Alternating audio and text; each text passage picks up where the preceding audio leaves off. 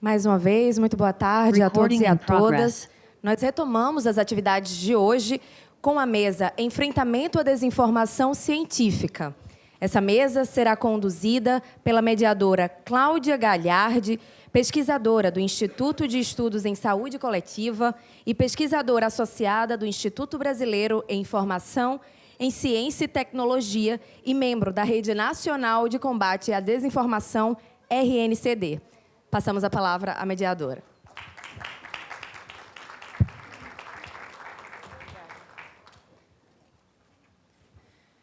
Bem, boa tarde. Primeiramente, eu gostaria de agradecer a presença e a participação de todos. Dado o tempo, vamos iniciar, fazer a abertura da nossa mesa, Enfrentamento à Desinformação Científica. E, para tal, chamamos José Edgar Rebouças, professor titular da Universidade Federal do Espírito Santo, gerente de projetos da Secretaria de Vigilância em Saúde e Ambiente do Ministério da Saúde, representante do Ministério da Saúde no Comitê de Enfrentamento da Desinformação sobre o Programa Nacional de Imunizações e as Políticas de Saúde Pública. Por favor.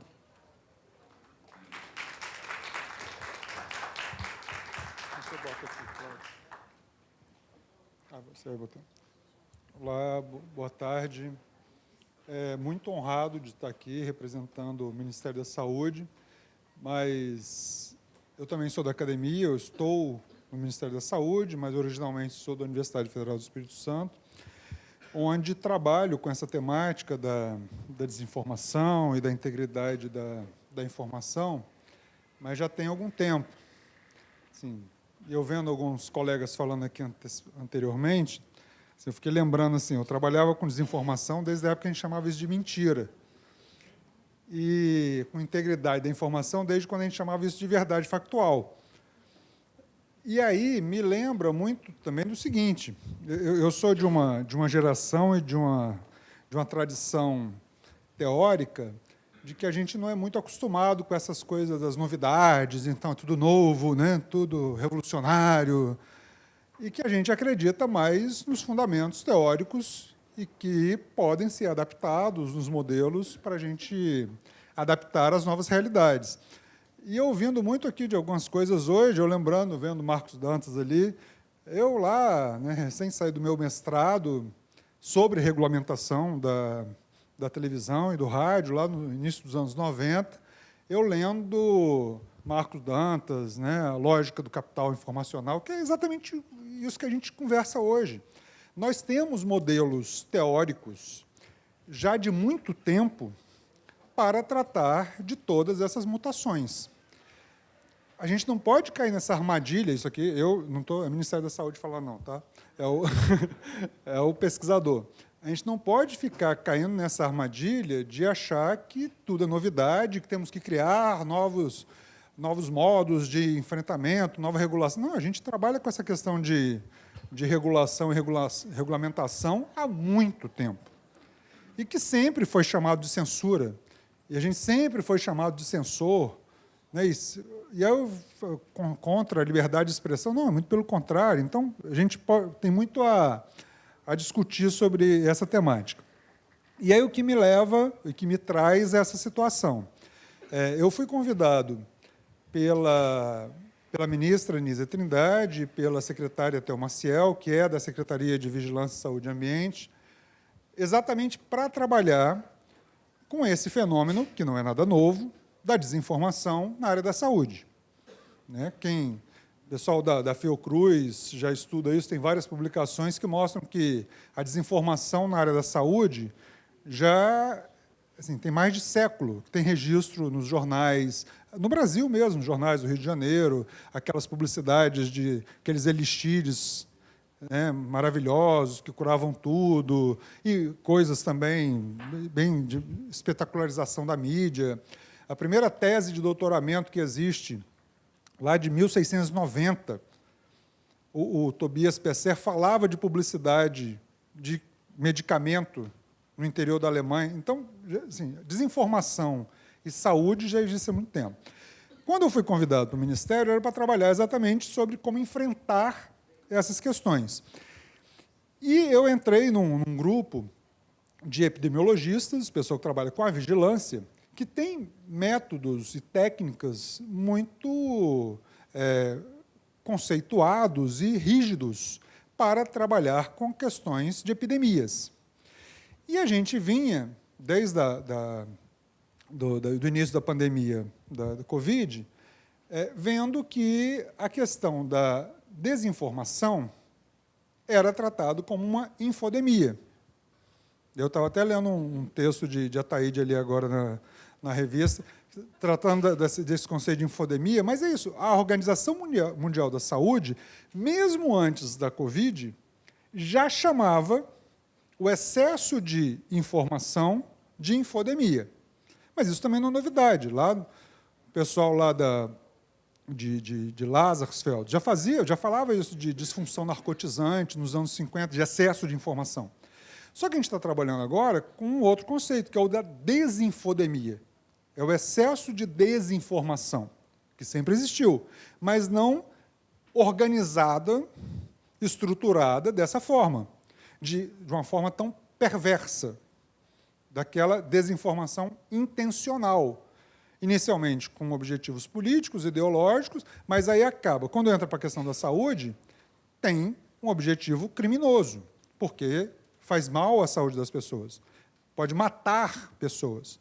E a gente se depara com a situação, então, quando eu cheguei lá, era para montar um negócio de 2, 3 meses, eu imaginei que eu ia ficar máximo 4 meses em Brasília, a gente ia estruturar lá, já tem 2 anos, porque não para de aparecer de desinformação. Né? Poucas semanas atrás, a gente estava tendo que juntar um corpo técnico ultra especializado, que o Ministério da Saúde tem, para desmentir, olha só, desmentir a maluquice de um médico que foi para as redes sociais dizer que o câncer de mama é uma grande mentira. Que o que causa o câncer de mama é o excesso de radiação da mamografia. Isso é pior que a Terra plana, né? E aí a gente tem que juntar um corpo técnico para desmentir isso. Olha a quantidade de horas de pessoas que poderiam estar procurando a cura do câncer para poder justificar uma maluquice dessa. Quando os órgãos reguladores dessa categoria profissional é que deveriam ter se manifestado. Chegava lá e, sumariamente, tira o registro profissional desse cara. A mesma coisa que fosse um geógrafo falando da Terra plana. Um médico falar contra a mamografia. Mas, tudo bem, a gente trabalha tentando enfrentar isso aqui. E aí eu vou mostrar um pouco para vocês disso, de o que nessa tradição, que eu, como pesquisador da área, vim trazer para as questões da comunicação dentro do Ministério da Saúde. E o seguinte, como se trata de uma epidemia, de uma doença, tem que ter alguma forma de cura. Uma busca de uma cura, uma busca de uma vacina. E a vacina contra a mentira é a verdade. A vacina contra a desinformação é a informação qualificada. É isso que a gente foi tentar fazer. Não bastava simplesmente evitar, criar uma barreira àquela. A gente tem que exterminar, eliminar, erradicar. A gente não vai erradicar a mentira nunca, vai sempre existir. Mas eliminar como um problema de saúde pública, isso a gente pode tentar fazer. Do mesmo jeito que a gente está tentando eliminar uma série de outras doenças como problema de saúde pública. E é isso que eu vou tentar mostrar um pouquinho para vocês aqui. Então, a partir desse conceito que está defendido pela Organização Mundial da Saúde, antes da Covid, onde bota claramente o que para a Organização Mundial da Saúde é uma infodemia. Informação falsa ou enganosa, causa confusão no comportamento do risco, pode prejudicar a saúde, prejudicar a resposta da saúde pública. Porque a gente tenta fazer ações, mas as mentiras dizem, não, isso daí não funciona. Vacina, para que vacinar? Vacinar adolescente de HPV, não, vai estimular a libido sexual das meninas, porque agora elas estão vacinadas, que maluquice. Não, é para proteger as meninas de não ficarem, terem câncer de colo de útero depois. Pode intensificar ou prolongar os surtos. Sim, a gente viu isso recentemente, agora na questão do Rio Grande do Sul. A quantidade de desinformação que tinha, e a gente lá com a emergência atuando, e as pessoas eram desinformadas sobre as ações de saúde. O que mais? Uso sistemático de análise ou abordagens baseadas em risco e evidências. É como que a gente tem trabalhado a questão da desinfodemia dentro do Ministério da Saúde. E criar boas práticas de saúde, que é ouvir preocupações e perguntas da comunidade, compreensão desses riscos e ouvir os especialistas, criar uma resistência à desinformação e capacitar as comunidades à realização de ações positivas. Até a questão da educação midiática, que a gente, na comunicação, já vem falando disso há muitíssimo tempo. Que alguns falam, agora a literacia midiática. Não, já, educação midiática no Brasil já se fala desde os anos 70 de forma muito clara. E isso bate muito bem com o que pensa a ministra Anísia. Isso aqui são alguns trechos da fala dela, mas no discurso de posse dela, no dia 2 de janeiro, ela já colocou a desinformação como um dos pilares a serem atacados. E a primeira reunião que a gente teve para o planejamento das ações de vacinação, de recuperação de cobertura vacinal, eu tive a oportunidade de participar dessa reunião, foi no dia 12, então, 10 dias depois da posse dela, ficou claríssimo que a gente viu a questão da comunicação não como estrutural, mas como estruturante para o enfrentamento da desinformação e para a recuperação das coberturas vacinais. Não eram simplesmente ferramentas, vamos fazer campanhas publicitárias lindas, maravilhosas. Não, tem que ter uma metodologia para fazer essa comunicação chegar nas pessoas para que a gente consiga mudar comportamentos. Porque o mal que tinha sido feito pela desinformação contra as vacinas mudou o comportamento. O comportamento do brasileiro que sempre acreditou na vacina. A gente tem o Programa Nacional de Vacinação, que é o PNI no Brasil, está com 51 anos, começou na ditadura. E nem na ditadura os caras se posicionavam contrários à vacinação. Mas aí apareceu gente que quer jogar bomba nos outros, envenenar, essas coisas todas. E aí, para ter uma ideia, é o seguinte, a gente encomendou, nesse ano, uma pesquisa com o IBGE para entender por que as pessoas não estavam se vacinando. E nessa resposta aqui, isso são as pessoas que não foram se vacinar ou não levaram seus filhos para se vacinar. Por que não levaram? 84% por medo, por não confiar e achar que não funciona, não é necessário. De onde que as pessoas tiram isso? Onde que se injetou essa crença de que um cidadão comum pode desconfiar de algo que ele sempre confiou, que era a vacinação? E pior, 5,1%, isso no caso das crianças, e 6,4% aqui, para a criança, por recomendação de um profissional de saúde. Então, é uma inversão completa daquilo que a gente deveria confiar nessas pessoas e não estão podendo confiar. E aí, junta com o caso de os brasileiros serem muito inocentes, serem muito ingênuos. Isso é uma pesquisa da OCDE, que também saiu agora recentemente. Mostra que o Brasil tem o maior índice de acreditar em mentira. Ah, não, mas foi meu tio que falou. Não, apareceu, saiu na televisão. Não, saiu na internet, é verdade. Espera aí, né? E aí o que a gente fez? Ao longo desse tempo, a gente criou um programa que chama Saúde e Consciência, que bate bem com o título desse tema, dessa mesa aqui, que é como que a gente enfrenta a desinformação na questão da ciência, onde você deveria acreditar na ciência, mas você acredita mais no obscurantismo, acredita mais, né, esquece o Renascimento e volta para a Idade Média, isso que alguns sustentam. E também o governo federal criou um espaço específico para o Brasil contra a fake. Mas nesse espaço nosso, eu convido todos vocês a entrarem aí no site, pelo celular, a gente rebate todas as informações, e são milhares de informações, a gente tem um banco de respostas já construído por vários especialistas, para tentar ajudar ao máximo a população com essas informações. Isso foi institucionalizado, teve uma boa resposta da imprensa. Isso aqui foi um ano atrás, no dia do lançamento do projeto mesmo, que a gente fez o site está lá diariamente ocorrendo.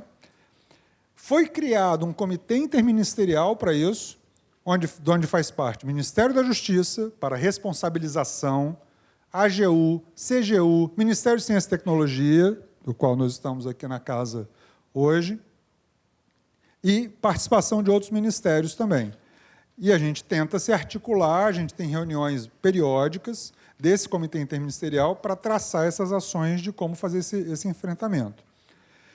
Temos articulações com várias dessas big techs, que nos respondem prontamente, porque ficam naquela, não precisa regulamentar. A gente, nós somos bonzinhos, a gente tira vocês do...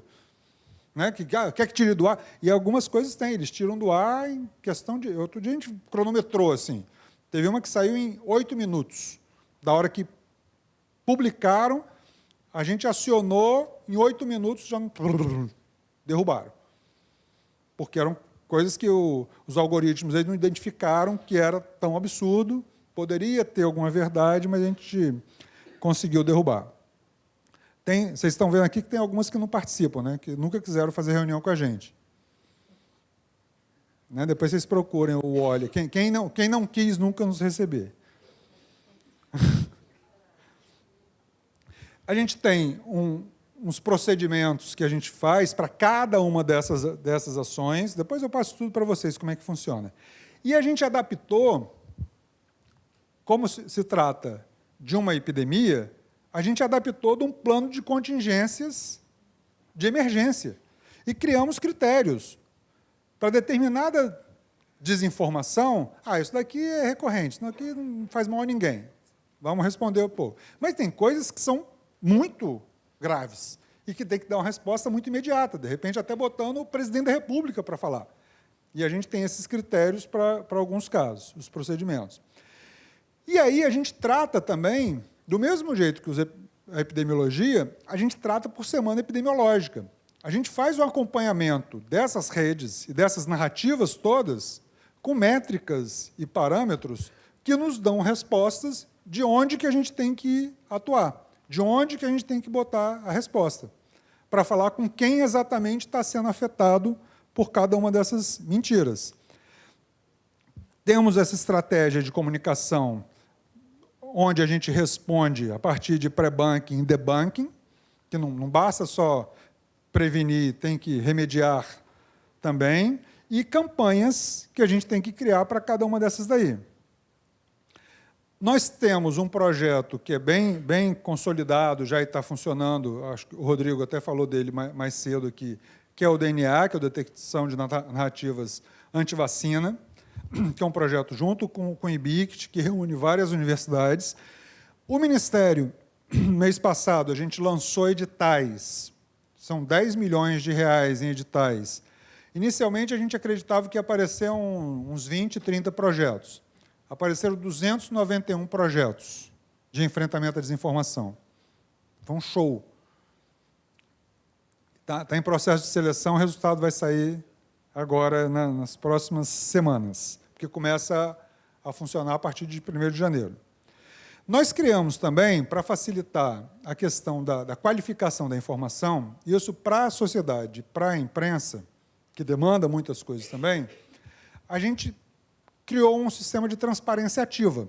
Aquilo tudo que ficava nos computadores dos técnicos, que eram esses dados epidemiológicos todos, vacinação, onde tem a dengue, onde tem surto de malária, colocamos isso, e eu convido vocês também para entrarem no site do Centro Nacional de Inteligência Epidemiológica, é da nossa Secretaria de Vigilância.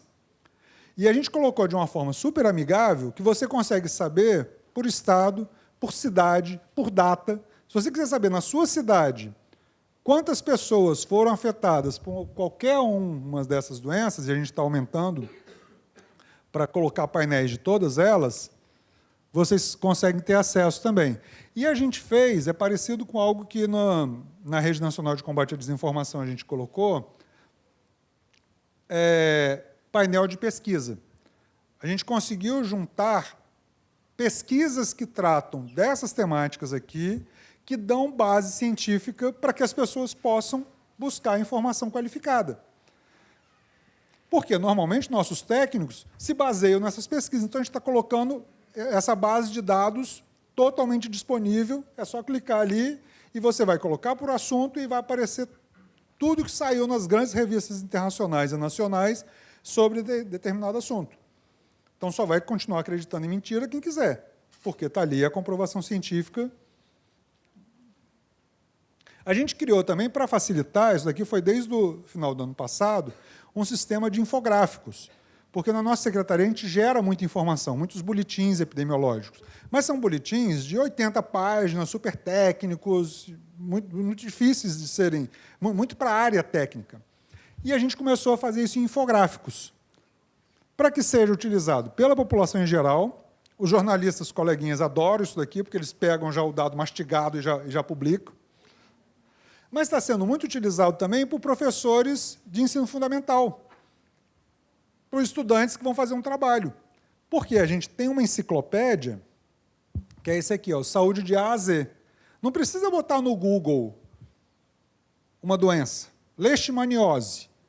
Entra no Saúde de A a Z, que vai estar tudo lá explicado, quais são as causas, qual o tratamento. Não tem que entrar no Dr. Google lá para saber como se tratar de alguma... Entra no Saúde de A a Z, e aí a secretaria, onde eu trabalho, da Vigilância, a gente tem 87% dos verbetes estão lá, são da nossa área, e são atualizados periodicamente, caso apareça um novo medicamento, um novo tratamento, está tudo lá atualizado.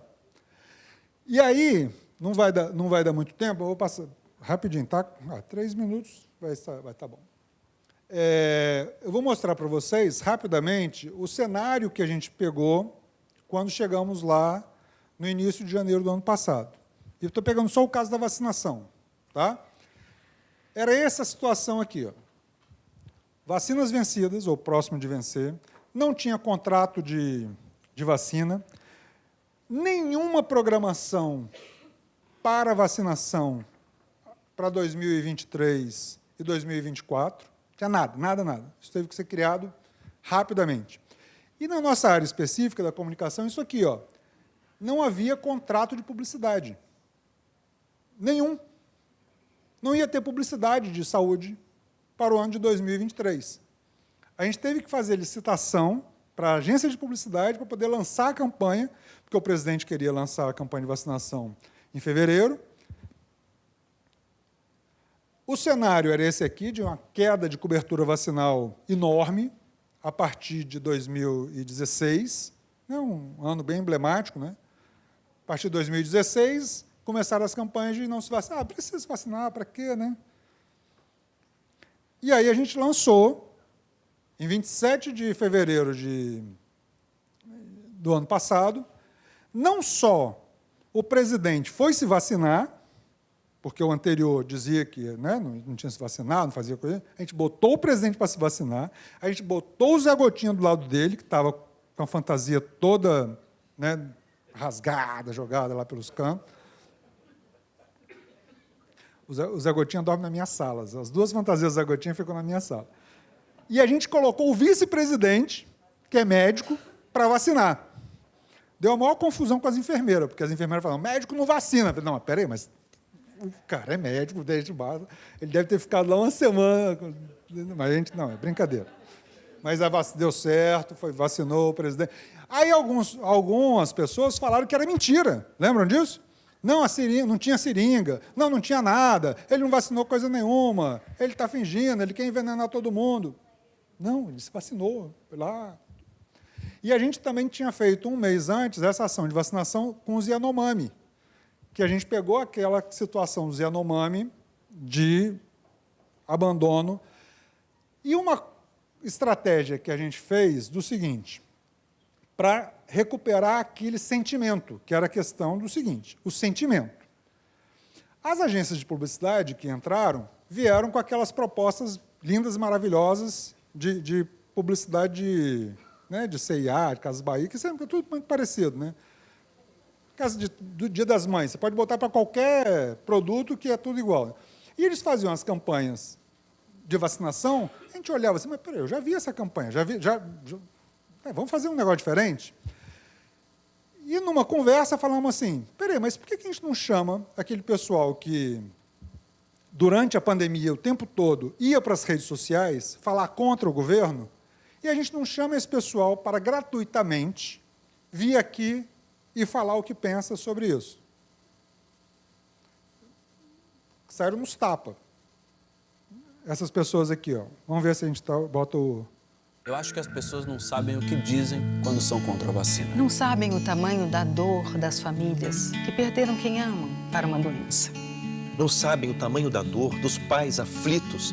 Seus filhos hospitalizados. Será que é preciso assistir à volta dessa e outras doenças para acreditarem na vacina? Não, nós não queremos isso. Confiar na vacina tem que ser pelo caminho da vida. Vacinas salvam vidas. Vacinas salvam vidas. Eu quero viver, por isso eu vacino. Eu quero ver o Brasil reconstruir a nossa vacinação. Porque o Brasil sempre foi referência em vacinação no mundo. Vamos nos unir ao Movimento Nacional pela Vacinação. Vamos vacinar, sim. Valorizar a nossa ciência e o nosso SUS, Sim. Vamos bater com orgulho no peito e no braço. E dizer que vacinas salvam vidas. Vacina é vida. Vacina é para todos. Ministério da Saúde. Brasil. União e Reconstrução. Governo Federal. Não gastamos cachê nenhum. Foi gravado tudo numa tarde, num estúdio, sem cenário, nada, em São Paulo. Vieram todos voluntariamente e a gente usou a questão da emoção. Porque a gente tem que mudar comportamento, porque o comportamento foi mudado daquelas pessoas para desacreditar na vacina. E a gente começou a investir nisso. Outra coisa que a gente fez também, regionalizar as campanhas, porque o Brasil é imenso e com realidades completamente diferentes. Então, não adianta fazer uma campanha também de botar no Jornal Nacional, na novela das 9, e não falar lá localmente. E aí começamos a fazer estratégia de vacinação localmente e estratégia de comunicação localmente também. Tem local que a gente queria botar outdoor social, botar anúncio na rádio comunitária, botar o micro-influenciador da comunidade para falar. Mas as agências não sabiam fazer isso. A gente teve que pegar tudo aquilo que vários de nós aqui somos da comunicação, aprendemos com a comunicação comunitária, com a comunicação de base, e falar, ó, peraí, tem que botar a caixa de som na bicicleta para a gente falar disso. E pronto, tem que distribuir panfleto na porta da missa para poder recuperar. Não adiantava fazer aquelas coisas, né? Ah, não, bota na internet, todo mundo vê. Não.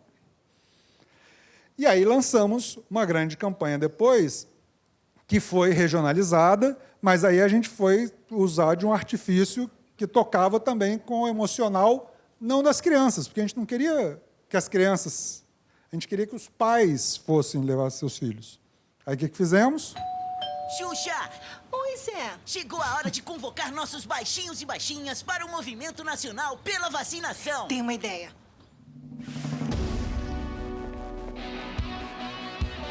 Desenterramos a nave da estão Xuxa. voltando e atingindo as crianças e adolescentes. Por isso a participação dos pais ou responsáveis é muito importante, né, Zé?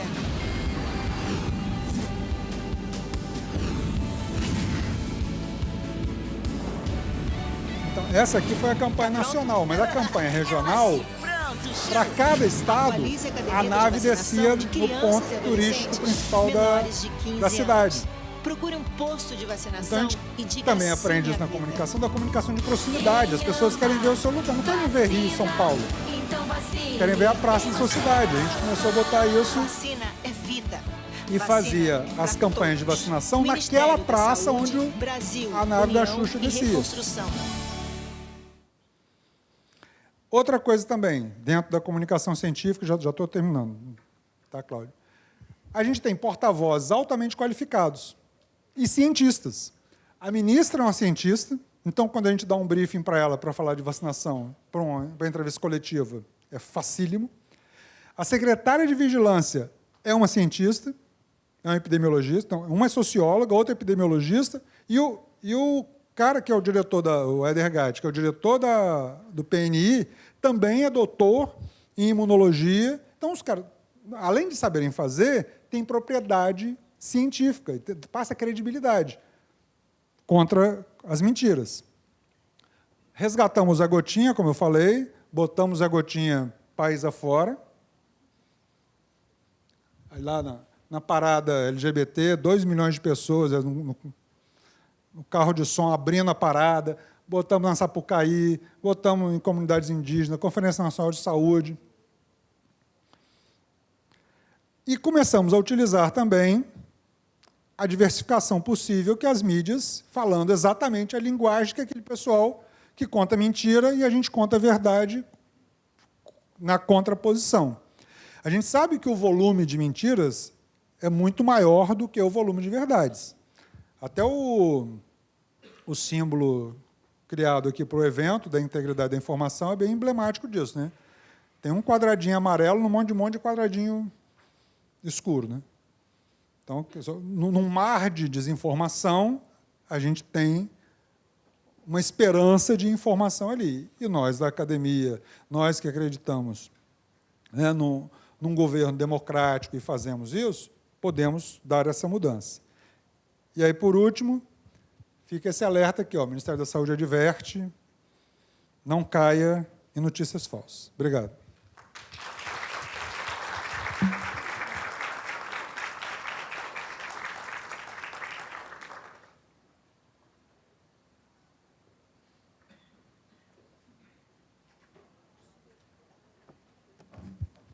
Bem, dando continuidade, chamamos a Sarita Albaugli. Desculpa.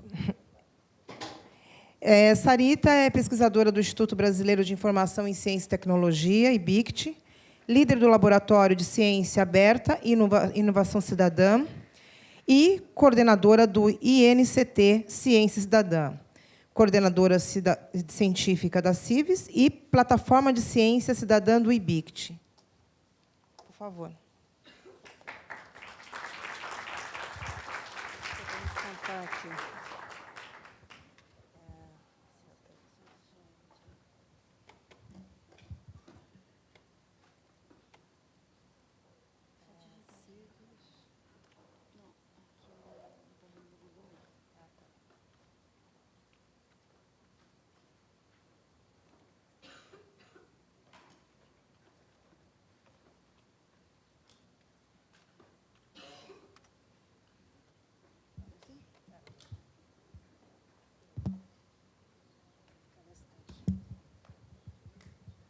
Bom, boa tarde, ou quase boa noite. Acho que eu sou a última a falar, acho que está todo mundo já cansado, mas é uma honra estar aqui, ver meus amigos organizando esse evento tão bonito. E eu vou aqui falar dessa discussão do ponto de vista desse trabalho que a gente vem fazendo sobre ciência aberta e ciência cidadã, né? Então, são resultados de pesquisas que a gente vem desenvolvendo no Sindalab, que é esse Laboratório de Ciência Aberta e Inovação Cidadã. Também tivemos esse INCT, esse Instituto Nacional de Ciência e Tecnologia, aprovado recentemente, em Ciência Cidadã, agora no início de 2024. E temos, desde 2022, essa plataforma, que é a CIVES, que é uma plataforma de ciência cidadã que foi lançada pelo IBICT, né? Já tem um pouco mais de 2 anos, construída a partir do código aberto da plataforma europeia. Estou vendo aqui o Josir, que vem trabalhando com a gente. É uma plataforma toda em Django, Python, enfim, tem todo um conhecimento aí que a gente teve que trazer, né? Então, esse é um termo, ciência cidadã, que surge basicamente no final meados dos anos 80 para os anos 90 do século passado. Não traz exatamente uma ideia nova, no sentido de que, num primeiro momento, foi pensada como a contribuição à participação social dos chamados não-cientistas. Aí tem vários nomes, voluntários, participantes, enfim, esses nomes vão depender um pouco do contexto, para o avanço da ciência, mas também foi trazendo outros significados, principalmente em torno da ideia da cidadania, né? E a ideia de uma cidadania científica, o que isso significa no momento atual, onde conhecimento, né, ciência, tecnologia ganham uma centralidade como dentro da chamada agenda de direitos, né, mas também com todas as questões do papel da ciência também como força produtiva, né, que tem uma centralidade também no capitalismo contemporâneo como forma de acumulação. Então, a gente tem ciências, né, a gente não pode falar de uma ciência só, mas a gente tem ciências com os vários interesses, as várias questões que esse termo mobiliza, né? Então, o termo ciência cidadã então foi encontrando um conjunto de outros movimentos já na sociedade que tem a ver com transparência, que tem a ver com ciência participativa, que tem a ver com a ciência aberta, inclusive, e vai cada vez mais se aproximar a ideia de ciência cidadã com a ciência aberta, né? Então, por um lado, o termo ciência cidadã desafia os movimentos pela ciência aberta a pensar que é uma abertura para além do acesso aberto, ou seja, para além da comunidade estrita, as comunidades estritas científicas, mas também para aumentar a porosidade, o diálogo da ciência com outros atores, né, aprofundando essa relação entre ciência e sociedade.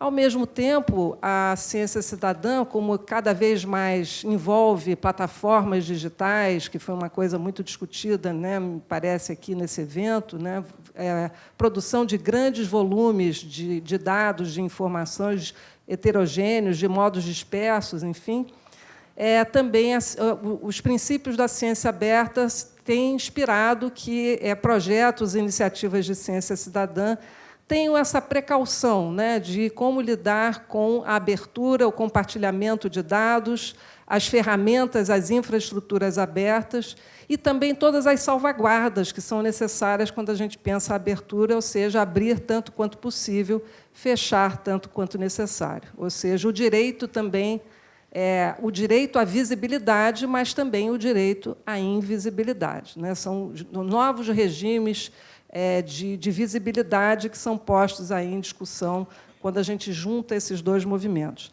A Cives, hoje, tem mais de 200 iniciativas registradas, ela enfoca principalmente iniciativas e projetos em âmbito da América Latina e Caribe, já que existem outras plataformas que trabalham com projetos na Europa, nos Estados Unidos, no Canadá, na Ásia, enfim. Mais da metade desses projetos são no Brasil, e, evidentemente, também que encontra uma série de projetos que não se autodenominavam como tal. Então, nós temos, na América Latina, um enorme acúmulo de experiência, né, com tecnologias sociais, com ciência participativa, com a própria pedagogia do oprimido do Paulo Freire, enfim. Então, nós temos aí, não é algo propriamente novo, né, mas esse termo da ciência cidadã, além de trazer toda essa dimensão nova dos novos meios técnicos que são colocados e que facilitam, de algum modo, o registro desse conhecimento e o compartilhamento, também coloca essa questão da cidadania, como eu disse, um elemento-chave na discussão da democracia.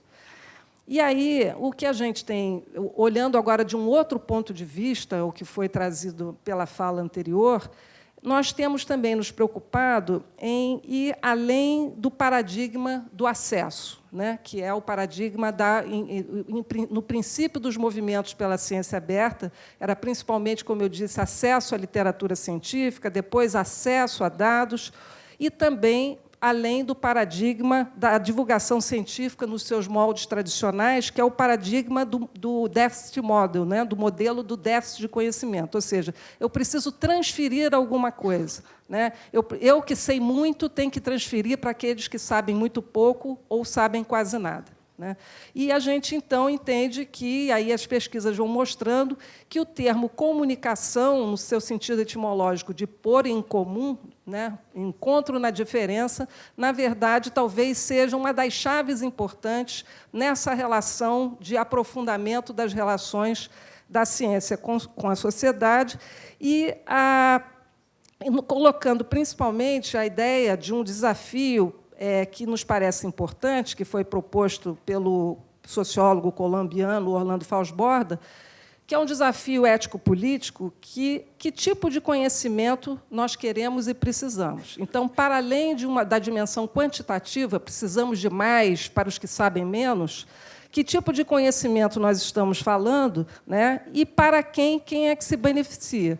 Não sei, gente, eu estou assim, ouvindo um negócio aqui que eu estou meio perturbada. Não? Tá. Hein? Não, que eu estava ouvindo um barulho aqui.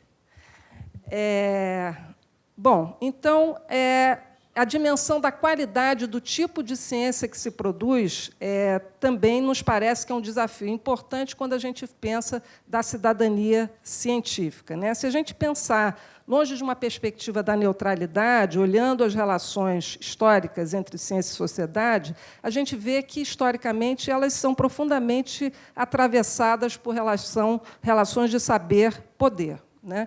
Então, há trajetórias científico-tecnológicas que se tornaram dominantes, ou seja, de certa forma, dando invisibilidade a outros tipos de conhecimento, a outras, inclusive, trajetórias, outros tipos de ciência.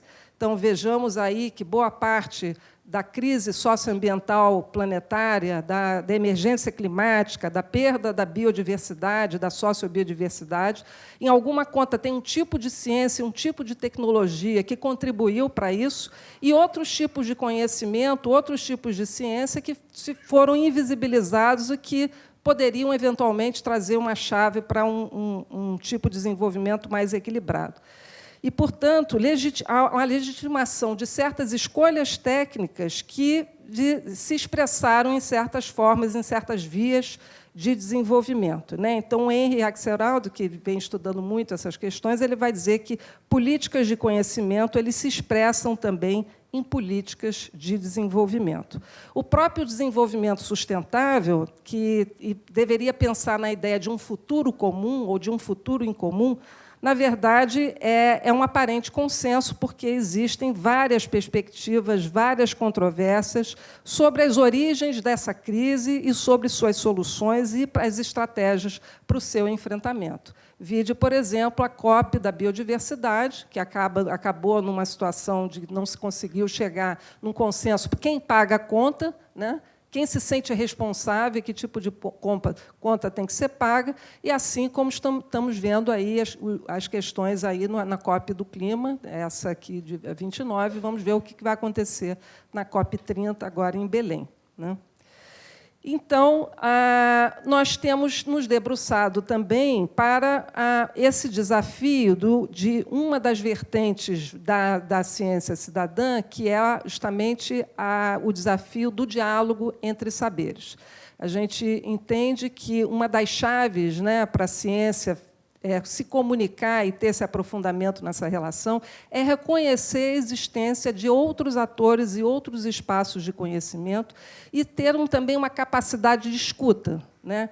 Esse treinamento, essa formação para escutar e para lidar com a diversidade, para a universidade, por exemplo, se abrir de algum modo, não só para o seu entorno, mas também esse esforço todo que tem sido feito, principalmente com a política de cotas, de trazer para dentro dos nossos ambientes, né, outros tipos de cultura, né, um diálogo intercultural, que é chave para o diálogo intersaberes. A gente acha que tem se demonstrado uma série de projetos no campo da ciência cidadã, envolvendo essas diferentes comunidades, que são centrais também para essa perspectiva mais dialógica e fazer com que a ciência, de algum modo, ou as ciências, né, elas possam, de fato, como foi dito na fala anterior, transformar comportamentos.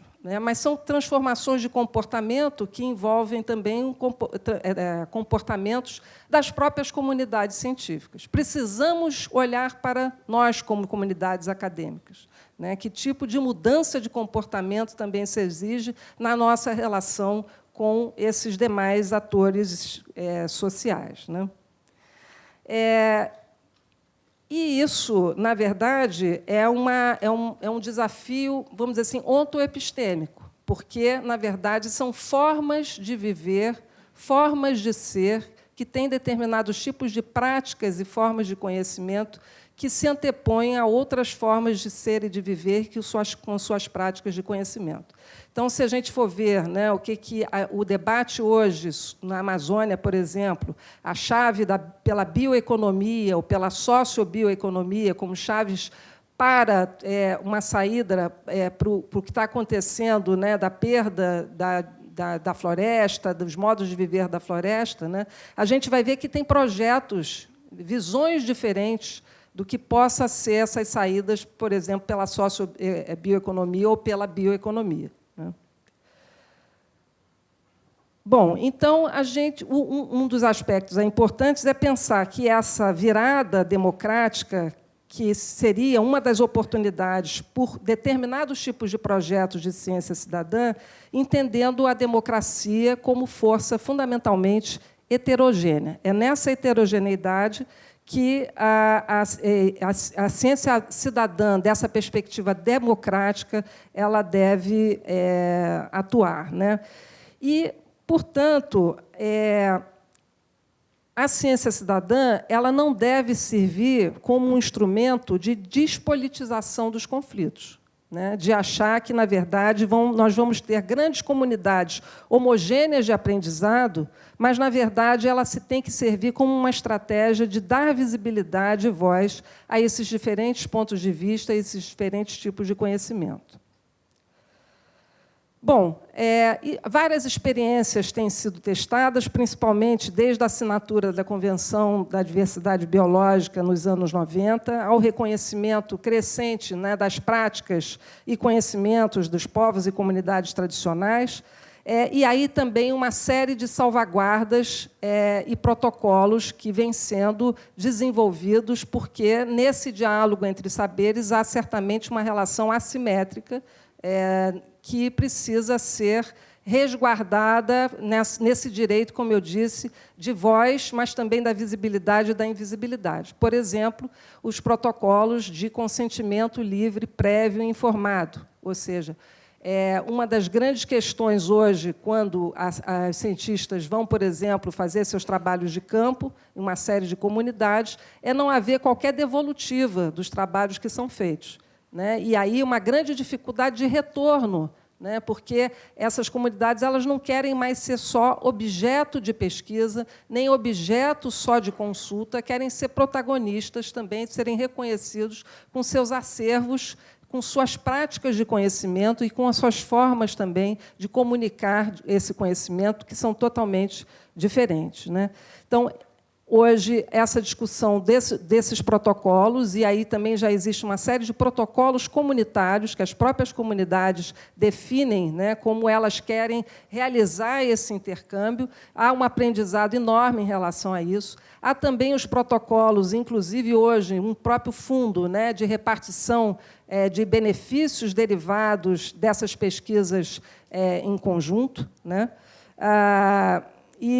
Portanto, nós estamos vivendo aí também uma experiência, uma necessidade de uma certa inovação nas institucionalidades que estão regendo hoje essas relações entre conhecimentos, os diferentes tipos de conhecimentos, conhecimentos científicos tradicionais, porque também tem a sua tradição, aí são assentados na sua tradição, e os conhecimentos chamados dos povos originários ou chamados das comunidades tradicionais, né? Um outro aspecto importante é a diversidade do que a Knorr Cetina vai chamar das culturas epistêmicas. Cada área do conhecimento tem um determinado tipo de cultura, de como se produz conhecimento, como circula os seus meios de comunicação e a sua relação com isso que se consideram seus objetos de pesquisa e que hoje são considerados também como processos de coprodução de conhecimento. Então, essa variedade de culturas epistêmicas vai ser fundamental também quando se pensa nas estratégias de comunicação dos vários ramos da ciência com a sociedade. Então, imagino, né, que, por exemplo, o próprio Ministério da Saúde deva pensar, talvez, estratégias... Aqui se deu muito exemplo, né, da área da saúde, mas a gente tem aí um campo muito diverso de áreas científicas que têm uma trajetória, são trajetórias muito diferentes e, portanto, vão impor também políticas, né, de relação com a sociedade também bem diferentes, né?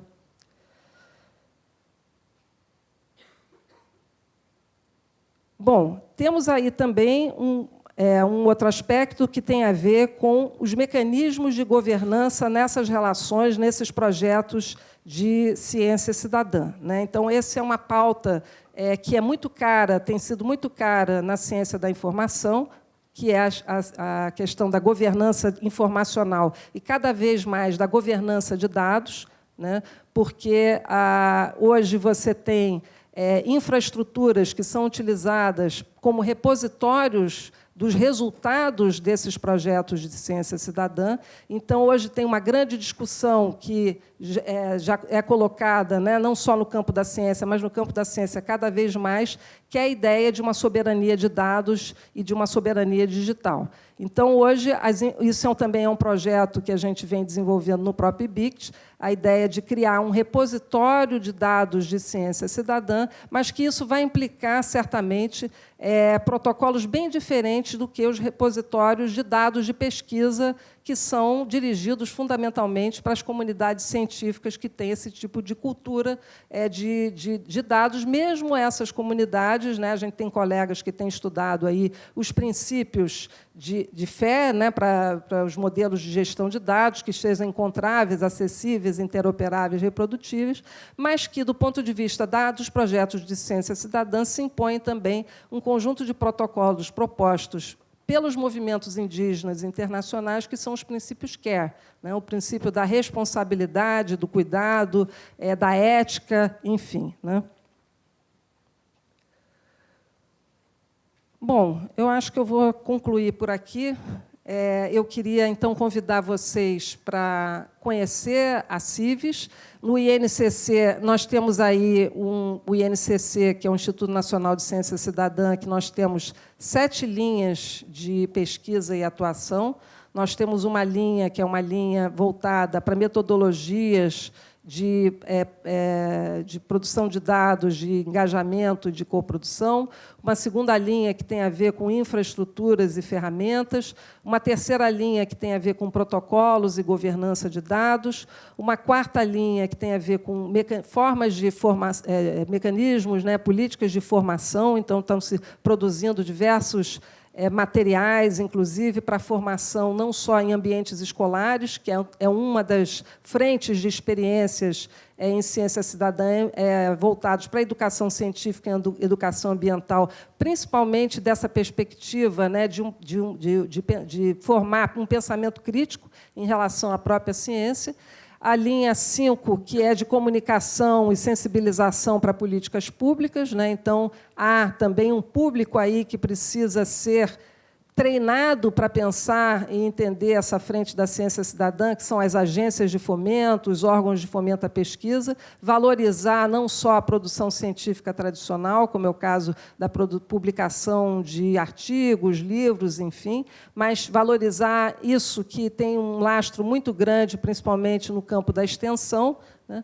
E a linha 6, que é um trabalho principalmente de revisão do conceito, né? Pensando que é um conceito que tem polissêmico, né? Tem várias possibilidades de significado e que ele deve ser adequado a cada contexto. Então, a gente imagina que projetos de ciência cidadã em ambientes, né, como no Brasil, na sua diversidade regional, e se pensar em nível da América Latina, é preciso que a gente repense, né, esse arcabouço conceitual, esse arcabouço teórico, que tem implicações também metodológicas, para abrir o leque de possibilidades que esses tipos de projeto podem ter em função dessa diversidade de contextos.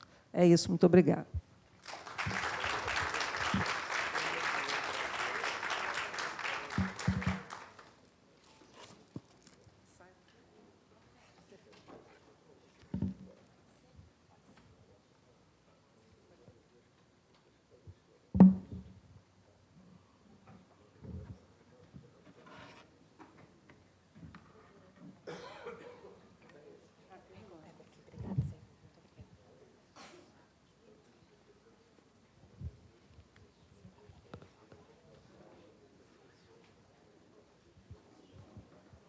Bem, para seguirmos com o debate, chamamos a Maria Altaide Malcher, professora titular do Programa de Pós-Graduação em Educação em Ciências e Matemáticas na Universidade Federal do Pará, docente colaboradora do Programa de Pós-Graduação em Divulgação em Ciência, Tecnologia e Saúde da Fundação Oswaldo Cruz. Por favor, Maria Altaide.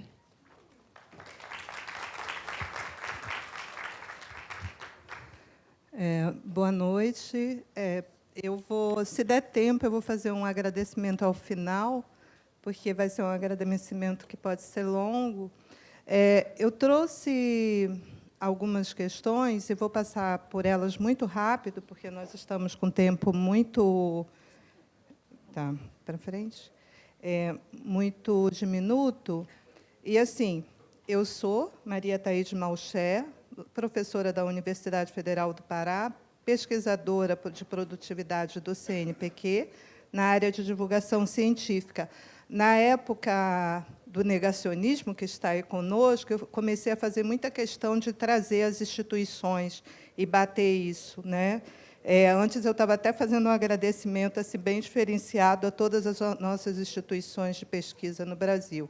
Eu não vou me ater, porque, durante todos esses 2 dias, os colegas falaram de forma muito apropriada do fenômeno da desinformação, mas eu queria aqui destacar a dimensão humana, a dimensão nós, pessoas aqui, que a gente, às vezes, fica falando de tanta coisa e esquece de uma coisa que, na área da comunicação, a gente já sabe há muito tempo. Tudo está lá, no receptor. Né? O cara que está lá, ele, com todo o seu repertório, com tudo que o gosto, não gosto, desgosto, amo, adoro fofoca, vai fazer com uma série de coisas. Aí, tudo isso aqui, né, que a gente vê o tempo todo, o que nos faz tão vidrados nos BBBs da vida, que estão com não sei quantos anos, aí, décadas, o que nos faz olhar para aquilo e achar interessante? Então, a gente não pode esquecer dessa natureza humana, a nossa natureza humana. E aí a questão da desinformação científica, que sempre existiu durante todo o processo civilizatório, e que a gente, na comunicação massiva, sempre utilizou, e parecia algo tão ingênuo, tão puro. Imagina, não tem problema a gente dizer que a pasta de dente que eu vou usar vai combater todo o meu mal, que eu não preciso ir ao dentista, que eu vou tomar um não sei o quê e vou ficar boa, como o Edgar falou, os elixires da vida, que estavam o tempo todo na nossa imprensa escrita, e a gente sempre achou, isso foi passando.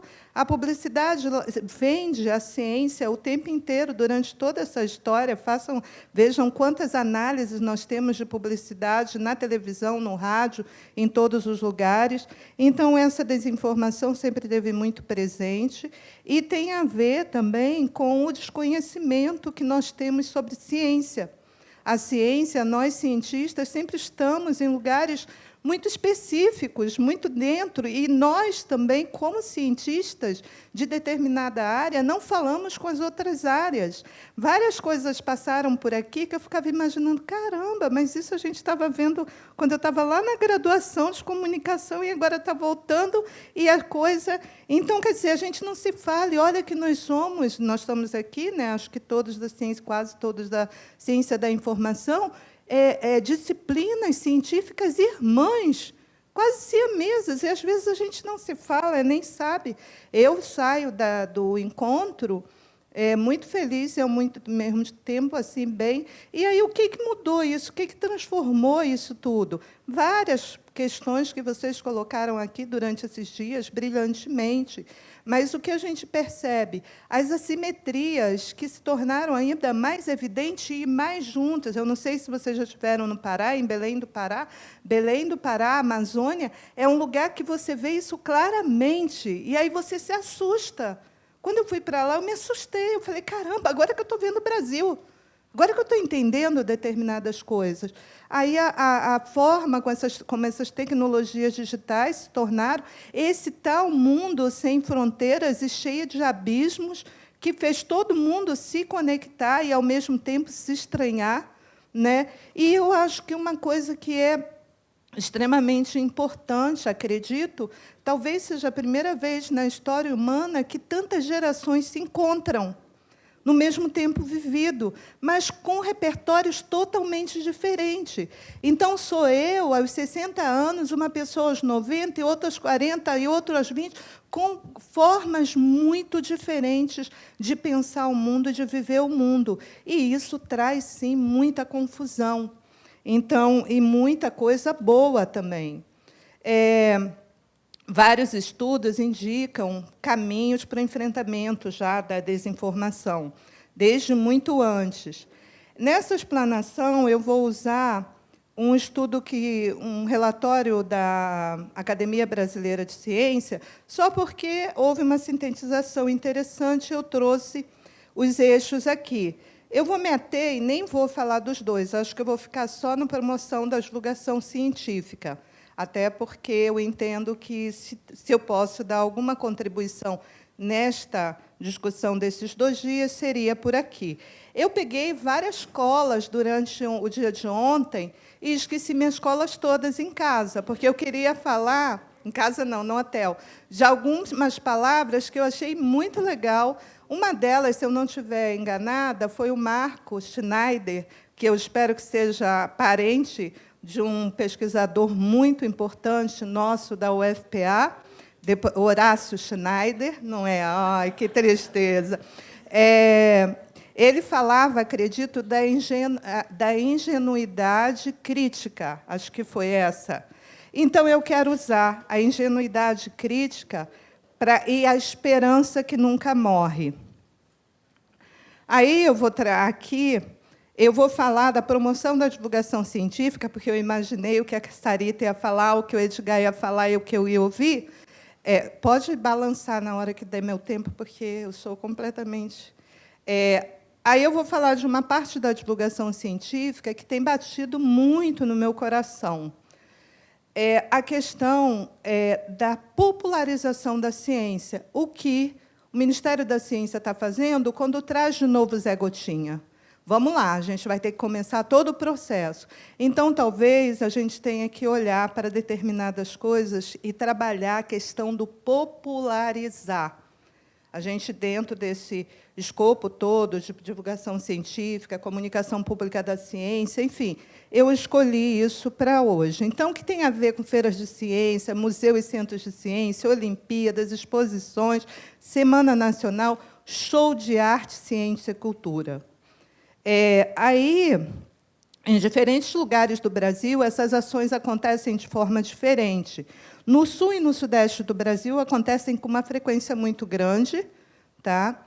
Mas, quando a gente vai lá para aquele lugar lá de cima, que é confundindo com o Nordeste, quando se fala do Norte, fala-se do Nordeste, é uma confusão danada, a gente tem pouca noção, eu também, de geografia. Eu só comecei a ter noção de geografia quando eu fui para o Norte, e comecei a olhar o mundo de lá para cá. E aí, essa aqui é uma parte do Brasil que significa, não estou falando da Amazônia Legal, estou falando aqui só do norte do Brasil. A Amazônia Legal e a Pan-Amazônia ainda é muito maior.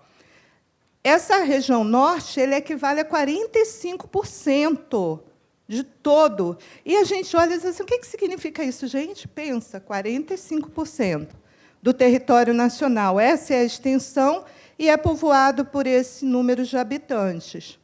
Só que lá também, essa imensidão, fica também, é um lugar de difícil acesso.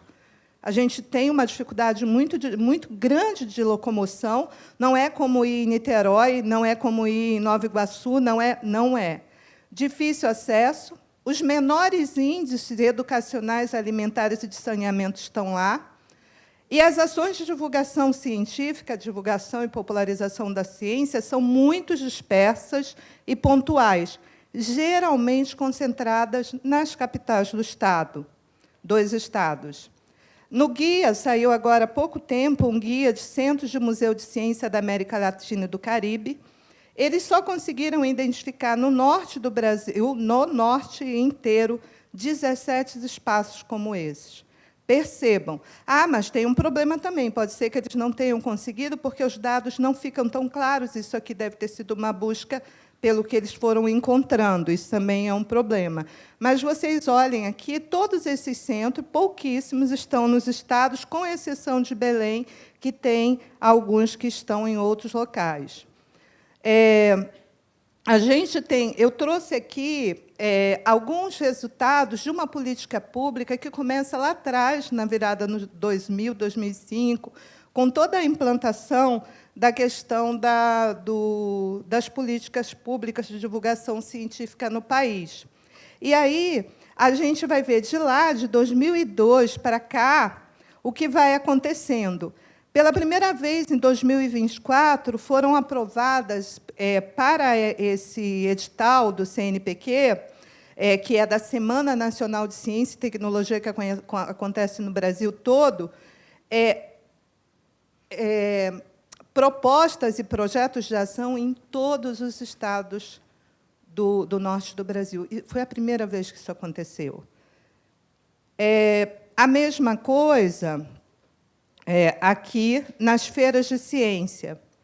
Aí, a produção científica lá na região, eu estou falando daqui para lá, ela é muito vigorosa. Inclusive, hoje sai que a Universidade Federal do Pará é a universidade com maior quantidade e qualidade de artigos científicos. Podem ver lá no site da nossa universidade. Tenho, né, gente? Por favor, por favor. Principalmente falando sobre a Amazônia, que levou tanto tempo para ser reconhecida como lugar de produção de ciência sobre a Amazônia e da Amazônia.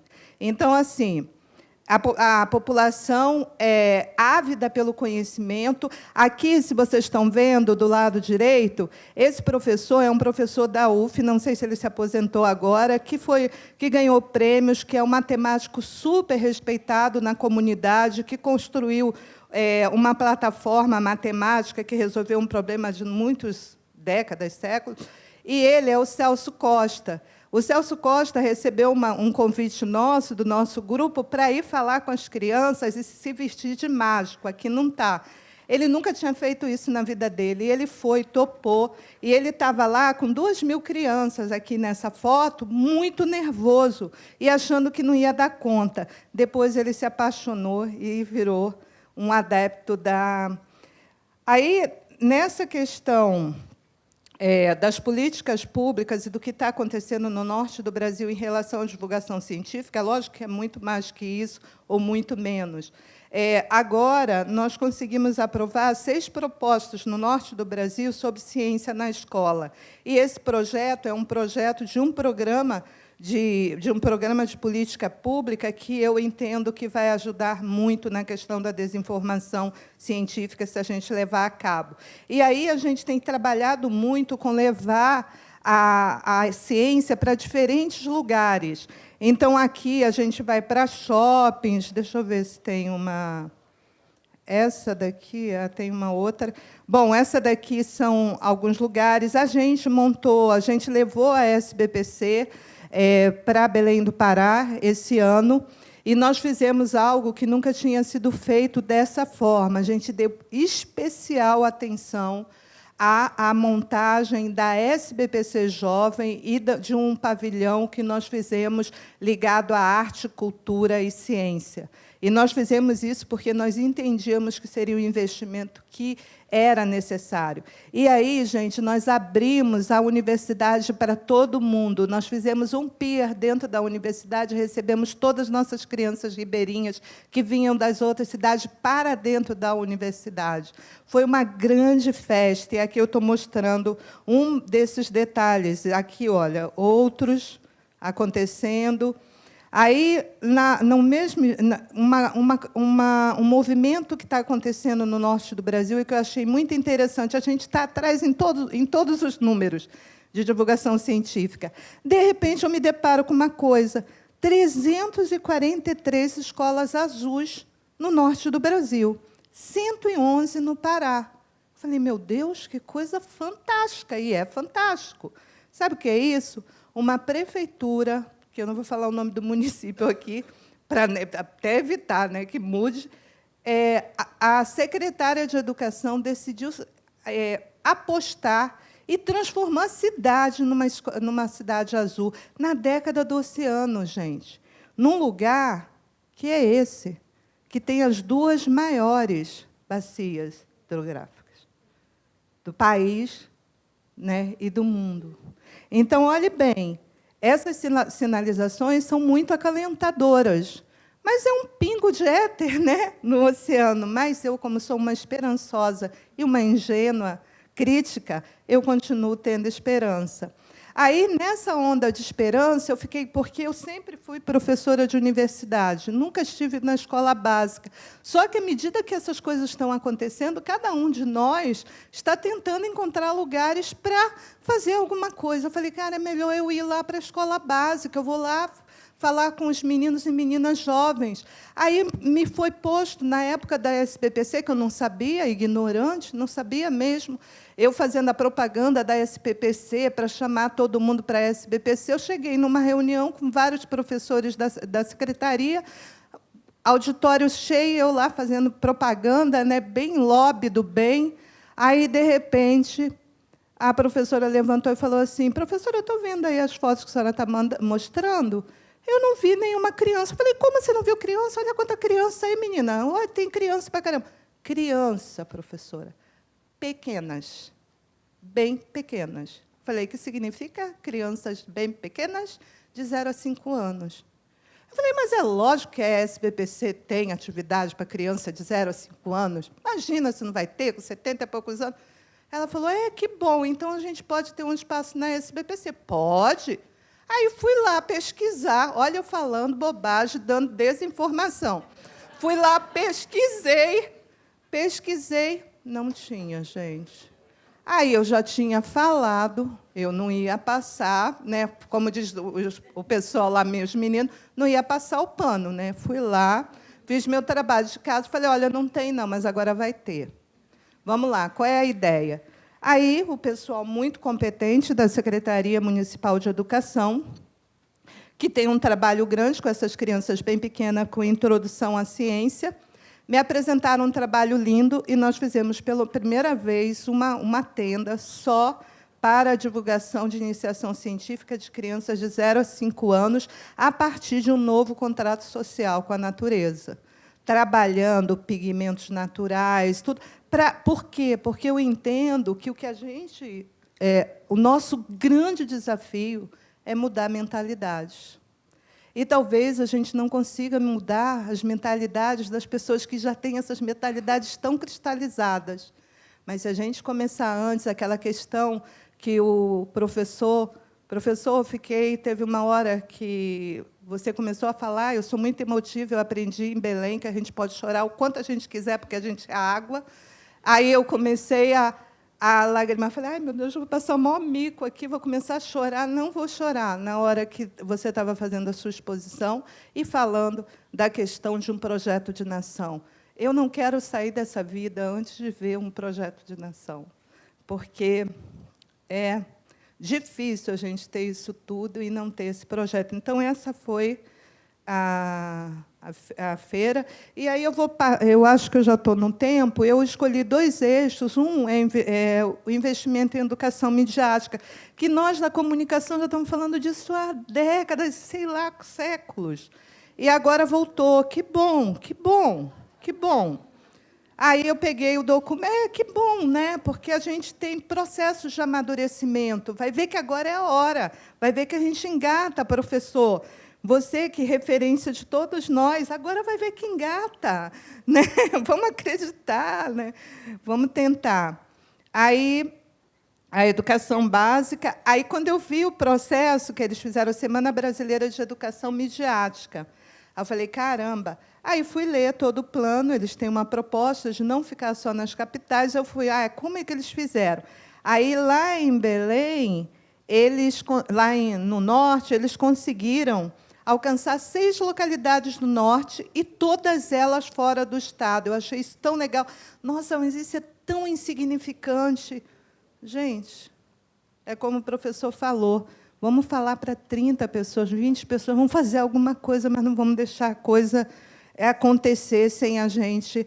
Aí, uma outra coisa que eu fiquei super feliz, eles montaram, com todo crítica que a gente tem a essas competições, porque eu tenho, mas eles fizeram um hackathon científico. Esse ano foi sobre combate à desinformação sobre mudança climática.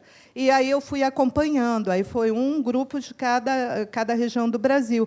E aí os meninos do Norte ganharam, gente, do Amazonas. Eu falei, caramba, o que isso vai significar?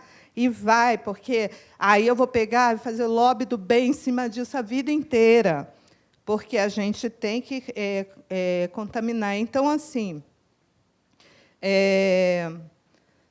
isso aqui eu vou passar, aí eu trouxe aqui algumas iniciativas. São sinalizações ainda muito tímidas para uns desafios a serem vencidos, que demandam ações continuadas com resultado a médio e longo prazo, mas são indícios de iniciativa ao enfrentamento da desinformação científica nessa parte do país. Aí, eu vou passar isso aqui, mas eu queria... Aí, o que podemos fazer? Isso é da minha muito humilde percepção.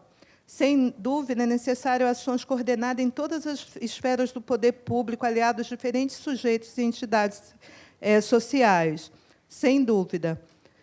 Nos lugares com restrições de ofertas, as universidades e as escolas são grandes e poderosas aliadas. Elas precisam ser fortalecidas. Gente, cuidado, cuidado. Eu tenho visto pessoas falando mal demais da universidade dentro da universidade. Que isso, gente? Que isso? Olha o perigo. Eu vejo os doutorandos, os mestrandos falando umas coisas. Eu fico, meu Deus. E os professores? Nós, professores, parece que a gente está num banco carimbando universidade. Universidade pública. É muito diferente. É cada vez mais estratégico, o mapeamento de materiais que existe. A gente tem um número imenso, um volume maravilhoso, com coisas muito qualificadas, mas dispersa. A gente tem que explorar esses recursos que já estão disponíveis. Eu fui vendo, né, trouxe só aqui para brincar, a gente tem que se preocupar com essas diferentes gerações que vai do 0 ao 90 anos, a pessoa idosa, as pessoas que começaram a se alfabetizar agora, elas estão ávidas de conhecer, a gente tem um grupo muito grande. Não podemos esquecer que excesso de informação gera desinformação e desorienta. Gente, isso aí, os teóricos da globalização, Otávio Yanni e todos mais, já falavam isso há décadas, né? O que a gente pode fazer? Os pesquisadores da área, como especialistas, seriam excelentes curadores das iniciativas e produções existentes, que é um pouco que já está sendo feito. O professor, o cientista e o jornalista ainda possuem credibilidade, e a gente precisa voltar a fortalecer essas pessoas. Precisamos de bons exemplos confiáveis, como referência, com comportamentos e atitudes. É necessário resgatarmos compromisso com o coletivo. É muito engraçado isso, ninguém pensa mais coletivamente. Ninguém, eu estou exagerando, né, gente? Mas temos que buscar a integridade não só nas informações, mas sim nas relações em sociedade, espaço coletivo fundamental ao ser humano. A gente não vive sem ser o coletivo. Precisamos buscar formas de superar a crise ética que vivemos. A gente vive, e os nossos exemplos vão caindo. Lembro da música do Cazuza. Sim, precisamos ter equidade em qualquer plano de ação. Os mais vulneráveis precisam de apoio diferenciado, sim. Os 30% para o norte do Brasil, para o centro-oeste, para o nordeste, são muito importantes. Obrigada, gente.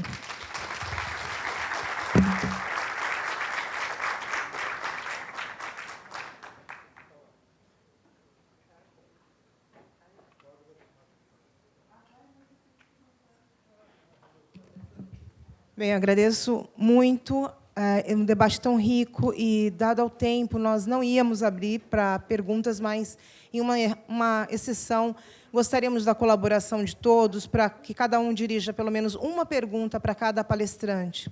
Por favor. Obrigada.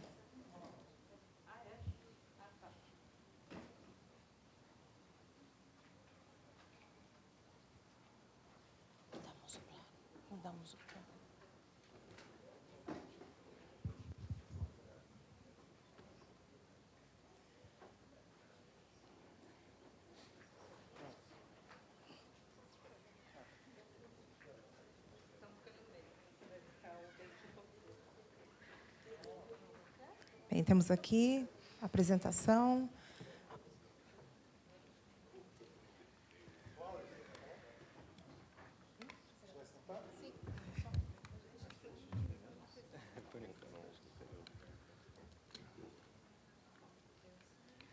Gente, queria começar pedindo desculpa, porque eu acho que eu monopolizei esse microfone nas perguntas de várias mesas. Eu queria agradecer a mesa e direcionar a Sarita a pergunta, que no meu doutorado mudou completamente o meu rumo. Eu ia numa direção, quando eu ouvi o tema da ciência cidadã, me encantou. E, inclusive, participei depois de um movimento de um laboratório cidadão. Mas o que eu gostaria de propor, como pergunta, é esse desafio da universidade que escuta, além da divulgação, mas a que escuta, e principalmente não só a que escuta, mas a que talvez... Qual é o desafio da coprodução, né? Até na dimensão da transferência de renda, muitas vezes, para que dê condição a essa participação externa. Esse foi um desafio que eu enfrentei, pelo menos numa pesquisa, né? E aí trabalhando com juventudes e eles requisitando e por outro lado a universidade vendo a dificuldade que era para burlar suas próprias regras mesmo de remuneração para que eles participassem de igual modo. Então, enfim, é isso. Posso falar? Posso perguntar? Minha pergunta é para o José Edgar. Meu nome é Lucas, eu sou mestrando da Fiocruz e estou pesquisando justamente políticas de combate à desinformação em saúde. A princípio, estou estudando as ações da OMS, mas muito querendo pensar as políticas aqui do Brasil. E tentei buscar essas iniciativas que vocês estão fazendo agora com relação à campanha Saúde Sem Fake, e algumas coisas nesse sentido. Eu queria saber se, para além da questão da vacinação, se vocês estão pensando em ampliar essa iniciativa. E uma outra coisa que me chamou muita atenção foi com relação à base de dados que vocês têm usado. Teve um slide que você mostrou que tem... A vigilância epidemiológica faz esse monitoramento de dados, os CIEVs e tal, tem muito tempo, principalmente com relação em jornais e blogs e tal, dessas informações que a gente trata como rumores, né? Mas eu vi que você usou dados aqui sobre o WhatsApp, por exemplo, e aí eu queria saber se existe uma iniciativa da vigilância com relação ao uso dos dados das redes sociais. É só isso.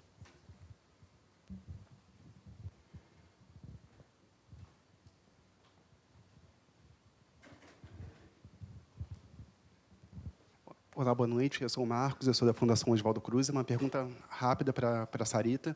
Você apresentou aqui um panorama grande... Desculpa, Marcos, te interromper, mas seria para outro pesquisador. Nós abrimos desculpa. para cada um, Então, por bom. favor. Então, vou Desculpa. passar para outra pessoa. Obrigada.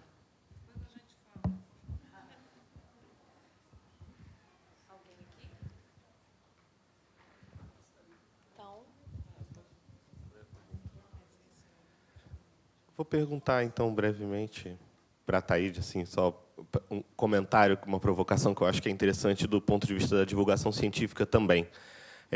Eu sou Carlos Eduardo, sou pesquisador no NetLab da UFRJ, e a gente, eu pessoalmente, me dedico muito a pesquisar sobre desinformação a respeito da ciência, né?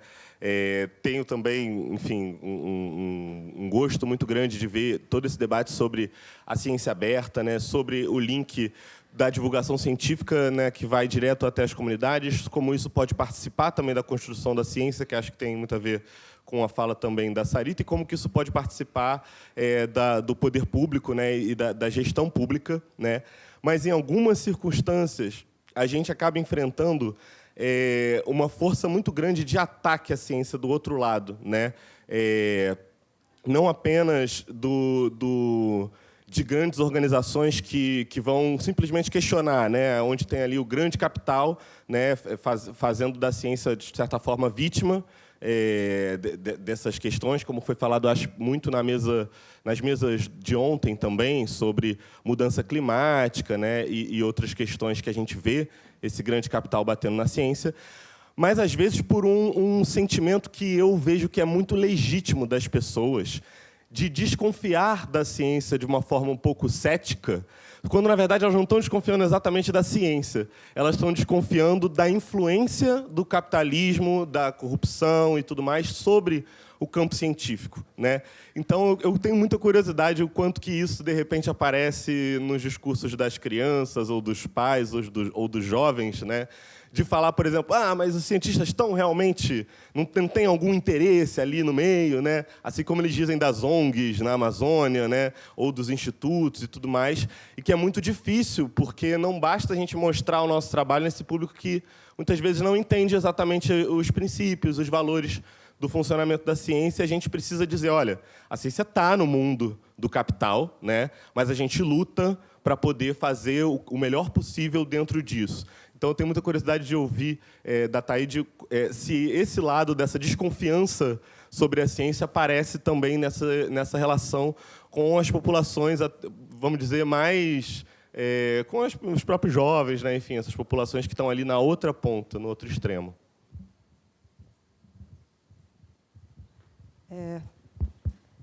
Bom, eu acho que a gente tem muitas experiências legais acontecendo nas universidades, né? Aqui na UFRJ mesmo, Heloísa Buarque de Holanda, que, aliás, só agora mudou o sobrenome, mas, enfim, a Universidade das Quebradas, como eu falei, toda a atividade de extensão no Brasil inteiro. Eu estava falando com ela que eu tenho feito projetos lá no Pará, né? A Universidade Federal do Pará, tem coisas belíssimas.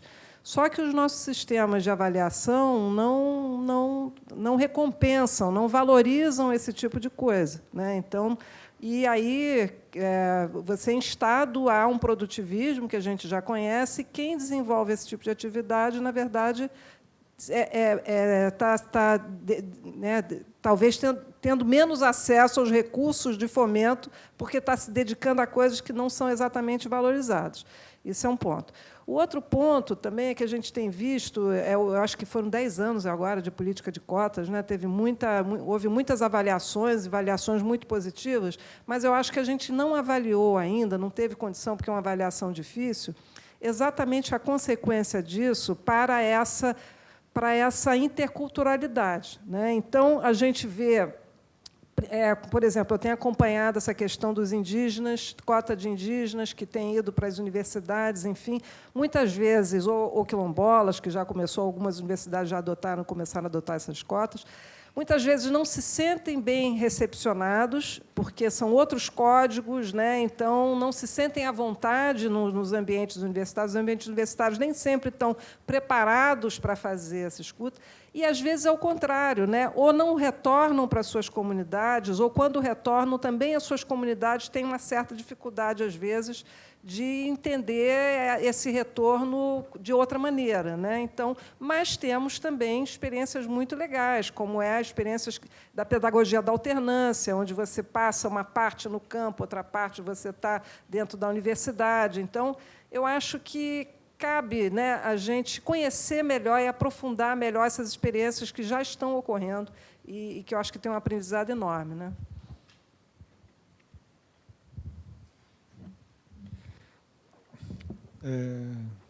Eu quero começar pela última pergunta ali, que não foi para mim, não, mas só para a questão da desconfiança, já que a gente está numa mesa de verdade factual científica. Só para lembrar, assim, um dos poucos pontos de convergência entre Karl Popper e Thomas Kuhn é exatamente a desconfiança. Então, a gente tem que desconfiar da ciência, sempre. Mas a gente tem que qualificar essa desconfiança. Nós, cientistas, temos que desconfiar sempre. Daí que a gente sempre afirma que não há verdade absoluta. O que é hoje amanhã pode ser outra coisa, hoje à noite pode ser outra coisa. Cria-se uma nova descoberta que rompe um paradigma científico antigo. O que a gente não pode deixar é a vulgarização científica tomar conta desse espaço que é dos cientistas. Nós é que temos que questionar a ciência, e não a gente tem que qualificar a sociedade para entender que, mas isso aí, o que ontem era verdade, hoje já não é dessa forma, mudou.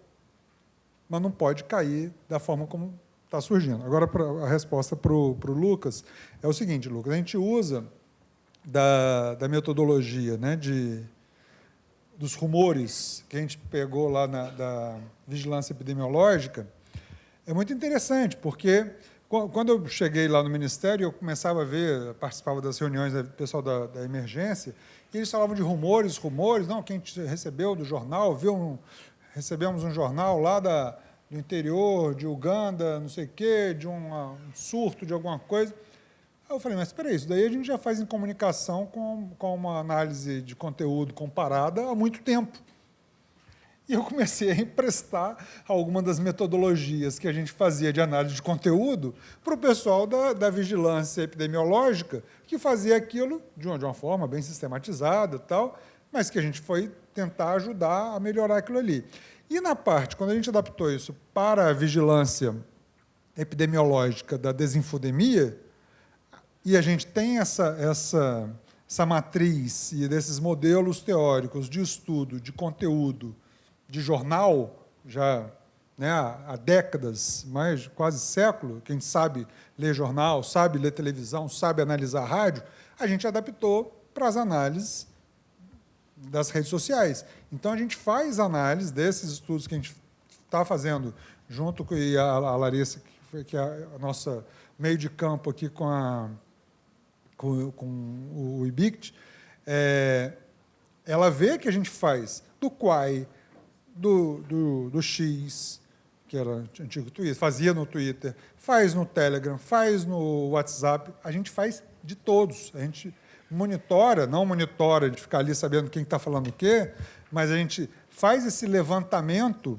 para saber o que está sendo falado, que narrativas são essas, exatamente para a gente saber como combatê-las. E uma coisa interessante que a gente colocou nesse projeto nosso de detecção de narrativas é que todo esse material vai estar disponibilizado. Vai estar disponibilizado no Saúde e Consciência, em dados abertos, um grande data lake para que qualquer pesquisador de qualquer área possa ir lá e encontrar essas informações. Encontrar de que postagem que foi feita, de que dia que foi feito e que repercussões tiveram, com várias nuvens mostrando essas interrelações. E a gente está construindo isso. A gente tem relatórios diários, semanais e mensais, mostrando como cada um atua. E a gente vai dando as respostas para cada um deles. Mas isso logo não está disponibilizado ainda, mas a gente vai colocar isso em dados abertos para qualquer pesquisador poder ir lá e confrontar essas informações.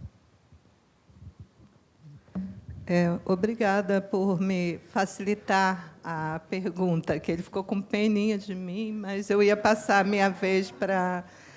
Mas, assim, obrigada. E aí eu quero agradecer pelo convite. Como eu disse antes, foi maravilhoso estar aqui. Saio daqui enriquecida, de fato, com bastante instigações. O meu caderninho de cola está cheio de colinha, que eu quero trabalhar depois. Então, quero registrar esse agradecimento a todos os envolvidos, ao pessoal de apoio, enfim, a todo mundo. Em relação à desconfiança, a ciência só é íntegra se há desconfiança, né? A gente nada para a gente acreditar acreditando.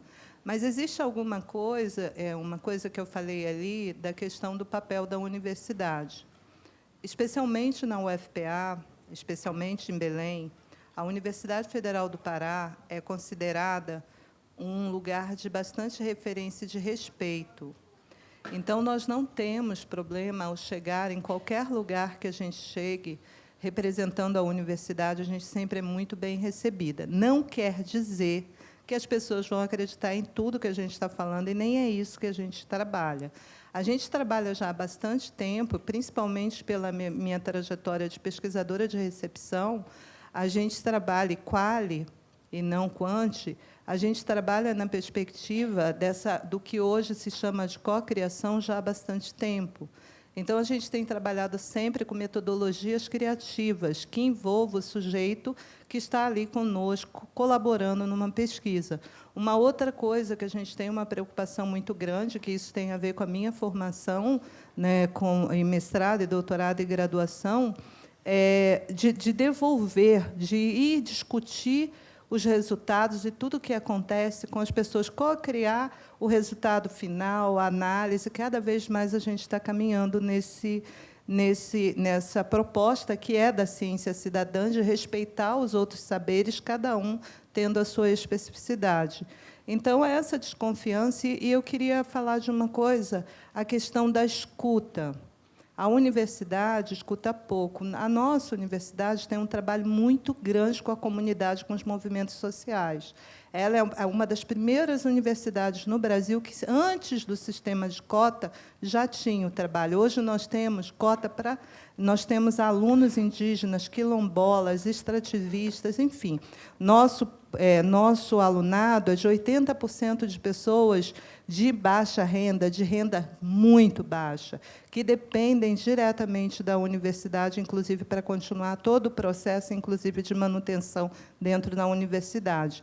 E desculpa estar fazendo esse lobby, mas é que eu acho que é um lobby do bem, entendeu? A gente tem, não é assim, a universidade está fazendo isso porque é bom. Não, é obrigação da universidade nesse sentido, não é obrigação algumas coisas que deveria ser do Estado, mas a gente sabe, né, o Estado, o que ele traz para a gente. Então, nós temos uma credibilidade muito grande na região, no Pará, e temos muito respeito por essa credibilidade. Nós temos grandes lideranças acadêmicas que são referências nas discussões com jovens, com indígenas, com quilombolas, e aí a gente preza muito por isso.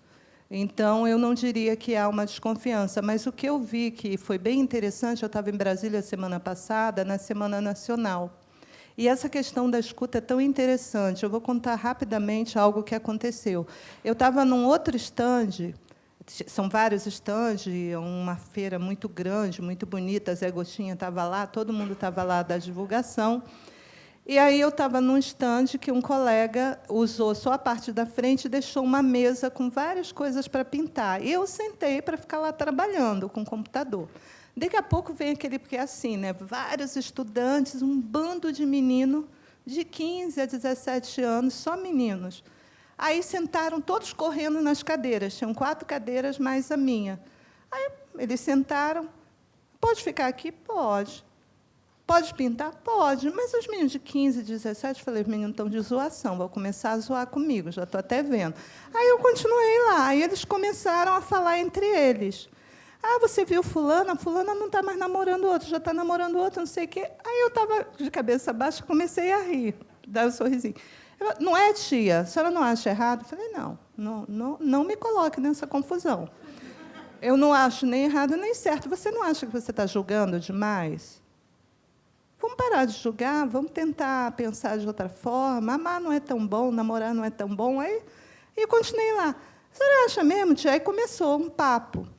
Bom, gente, eu fiquei 30 minutos conversando, os jovens começaram a vir, sentaram todos no carpete e rolou tudo o que vocês possam imaginar.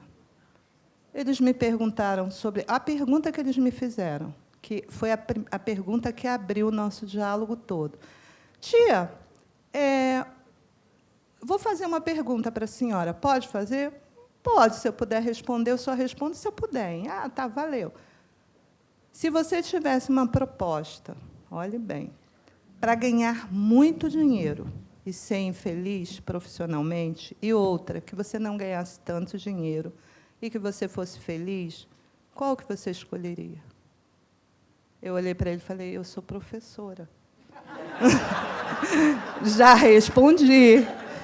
Aí, gente, o que acontece? Foi um papo de meia hora, olho no olho. Eles queriam falar e perguntar as coisas mais... com quem eu devo confiar? Aí eu falei, no teu professor. Aí eu mesma falei, às vezes, vamos colocar no teu... Aí comecei a conversar com eles, eles ficaram meia hora conversando comigo, olho no olho. Aí eu falei que eu era cientista, que eu era professora, aí cada uma das pessoas foram se apresentando e falando. Eu sou cientista e só trabalho com cadáver. Que estavam lá os colegas, já pensou alguém ser feliz abrindo cadáver? Mas eu sou feliz. E aí... pesquisando novela. O Edgar é dessa época que eu comecei. E eu pesquiso mesmo, adoro teledramaturgia. Aí, então, depois, quando eles saíram, eu fui fazer a escuta, né? Eles saíram. O ônibus vai sair, vem com a gente, tia. Eu falei, não, tia não vai com vocês, não. Primeiro que eu sou a tia de vocês, mas vamos lá. Aí, caminho. Aí, eles foram caminhando, e a gente depois foi ouvindo o comentário deles até o ônibus. Sabe o que eles falavam? De todos os instantes que nós passamos, esse foi o mais legal. As pessoas, instante, a pessoa ouviu a gente. Mas eu ouvi interessada, eu não fingi que eu estava ouvindo. Então, quando a gente vai fazer pesquisa, quando a gente vai para a casa das pessoas, quando a gente pede licença para entrar, porque lá não é assim, vou ficar no hotel. Se você vai trabalhar numa comunidade, você vai ficar na casa da comunidade que vai te acolher. Você vai desfrutar da intimidade da pessoa. E qual é a intimidade? Só tem 3 redes. Você a visita, você vai dormir na rede. Entendeu? Então, é outro papo. Vamos tomar banho no Rio. Eu falo, mas no Rio? No Rio. Valeu? Valeu. Então, tem que ser uma coisa de respeito e de confiança. Né? Não vale não ter confiança. Então, é isso. Não sei se eu respondi.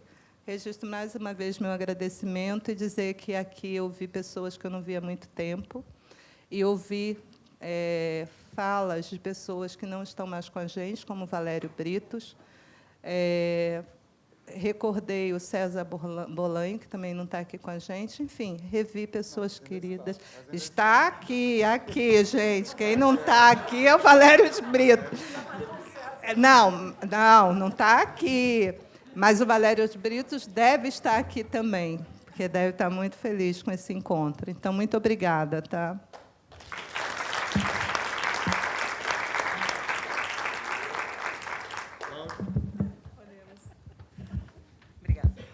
Bem, eu agradeço mais uma vez a presença de todos. O debate foi riquíssimo. Uma pena que não podemos dar continuidade. Talvez consigamos que vocês possam enviar suas perguntas, dúvidas, para encaminharmos para os pesquisadores. Peço imensa desculpa, mas o avançar do tempo não permite mais prosseguir. E agradeço aos expositores, aos pesquisadores, e Milena agora toma a frente para fazer o encerramento oficial. Muito obrigada. Muito obrigada à mesa. Como a Cláudia falou, nós temos um e-mail disponível para que as perguntas daqueles que não conseguiram fazê-las nos enviem, que nós direcionaremos aos expositores. Então, quem tiver interesse, o e-mail é conf.integridadedainformação@gmail.com. conf.integridadedainformação@gmail.com.